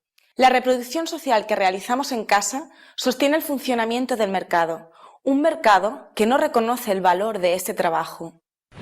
Los servicios sociales del Estado no podrían sostenerse si no fuera por la economía del cuidado, de los niños, los ancianos y los enfermos. Todavía existen desigualdades de ingreso y las mujeres poco cualificadas, a menudo las más pobres, viven en la exclusión. La agricultura, en manos de grandes productores, lleva a la pérdida de la soberanía alimentaria y erosiona la producción doméstica, donde las mujeres jugamos un papel muy importante. Aun cuando nuestra participación en el mercado del trabajo remunerado ha crecido, seguimos teniendo la responsabilidad del trabajo doméstico. Por ello, debemos identificar y hacer visibles las contribuciones de las mujeres al funcionamiento del conjunto de la economía, creando políticas transversales, políticas que tomen en cuenta tanto a hombres como mujeres. Tenemos mucho que ofrecer para superar la crisis económica y todas las crisis con las que convivimos, la alimentaria, la ecológica o la sanitaria, por ejemplo. Crisis que resultan de un sistema predador como es el sistema capitalista, donde prima la ganancia inmediata y el individualismo sobre el beneficio de la mayoría. Evidentemente, hay que cambiar la estructura patriarcal y el modelo de poder, donde solo los hombres deciden. Tenemos que implementar modelos que permitan el mejor vivir de todos los seres humanos, para que todos tengamos acceso a lo básico: sanidad, vivienda, educación y un trabajo digno. ¿Es mucho pedir? Existen alternativas muy claras para empezar a pensar en otro mundo. El sistema capitalista no funciona. Que no insistan. Esta crisis es una oportunidad única para cambiar el sistema con todas las aportaciones que las mujeres pueden ofrecer tras siglos y siglos de invisibilidad. Y la pregunta que os hacemos es: ¿estamos en disposición de cambiar el modelo para que la humanidad sobreviva?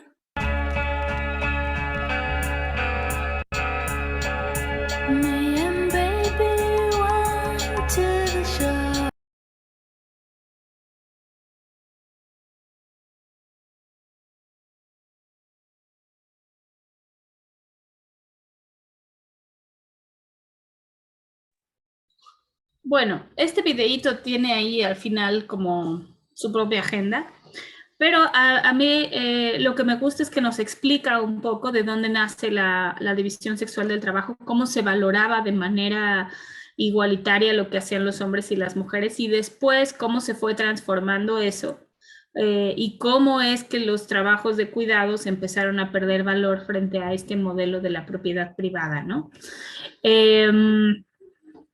Con esto vamos a cerrar la sesión de hoy, ya para terminar este segundo tema de la división sexual del trabajo.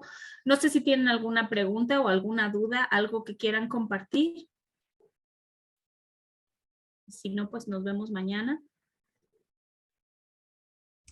Bueno, a mí solamente me gustaría comentar que, o sea, todo lo que hemos estado escuchando y que pues desafortunadamente todavía implica pues un largo camino que nosotros como mujeres tenemos que recorrer para poder lograr una verdadera transversalidad, puesto que tiene que ver mucho con cuestiones de paradigmas, con cuestiones de cultura y que para eso, pues si bien es cierto, desde la trinchera donde nos encontramos cada quien, pues venimos haciendo pues lo propio, tal vez trabajando de manera pues ardua, coordinada en poder crear estrategias de trabajo, protocolos que nos ayuden a poder guiar el actuar de todo el funcionariado en tratar de cuidar pues las actividades de las mujeres al igual que los hombres. Sin embargo, pues sí todavía implica el golpear todavía mucho piedra en ese sentido, porque si bien es cierto, escuchamos en diversos momentos, yo creo que ya en todos los momentos o los diversos espacios en los cuales nos encontramos, cualquier rubro, se habla mucho sobre la cuestión de la igualdad, de trabajar con transversalidad. Sin embargo, sí tiene mucho que ver con cambio de paradigmas y quienes están arriba como titulares, pues realmente apoyar en la difusión verdadera y sobre todo en un cambio radical de quien, pues prácticamente en de las instituciones gubernamentales, ¿verdad? Porque pues de ahí deviene pues prácticamente todo. De hecho, en el área donde yo me encuentro, pues ahorita estamos trabajando, la veo por ahí que también está en línea la licenciada Araceli, que estamos trabajando también de manera conjunta el poder trabajar con líneas que nos permitan el poder equilibrar la actividad de los hombres y las mujeres. Tan es así que estamos dentro de la institución que es la Fiscalía del Estado, pues está trabajando sobre el protocolo para prevenir y atender el hostigamiento sexual y el acoso sexual. Entonces, y vemos también cómo en otras fiscalías de otras instituciones de otras fiscalías de la República también se está trabajando de manera conjunta derivado de esa declaratoria de alerta de género, más lo escuchamos por muchos lados, en diversos escenarios, pero tiene mucho que ver con que realmente se aplique, ¿verdad? Porque que no solamente sea letra con el esfuerzo que se hace de día a día, sino que esa sea una construcción llevada a escenarios reales. ¿Verdad? Pues Así esa es. sería mi aportación. Gracias. Gracias, Nelly. Es como, creo que lo que tú estás diciendo es que tenemos mucha capacitación, muchos foros, hablamos mucho de esto y no lo vemos traducido en muchas acciones, ¿no? Y eso que estamos trabajando desde muchos frentes al mismo tiempo y de repente seguimos enfrentándonos a la misma problemática, ¿no? De lo que venimos hablando. Muchas gracias, Nelly, por tu comentario. Bueno, yo les propongo que cerremos aquí la sesión y mañana damos continuidad a este y los otros temas que tenemos en la agenda de este módulo. Y si salen nuevas reflexiones a partir de lo que hemos hablado el día de hoy, guárdenlas porque mañana vamos a tener un espacio igual para compartir. Yo les agradezco mucho su atención esta noche y los espero el día de mañana. Les quisiera pedir de la manera en que cada una de ustedes pueda, cada uno y cada uno pueda, prender su cámara para tomar la evidencia de la asistencia del día de hoy, por favor. Miren, todos tienen carita, muy bien. Lo mismo estaba yo pensando, mira. Qué padrísimo, neta, sí es muy reconfortante ver que estamos todas aquí con una misma meta. Muy bien, muchas gracias a todas. Mil gracias, maestra Claudia. Nos vemos mañana, nos conectamos. Entonces nos vemos sin falta. Les mando el enlace y seguimos en cualquier duda, estamos al pendiente. Muchas gracias. Buenas noches. Gracias, buenas noches. Gracias, nos vemos mañana. Buenas noches, Hasta mañana, descansen. Buenas noches a todos y a todas. Buenas noches a todos.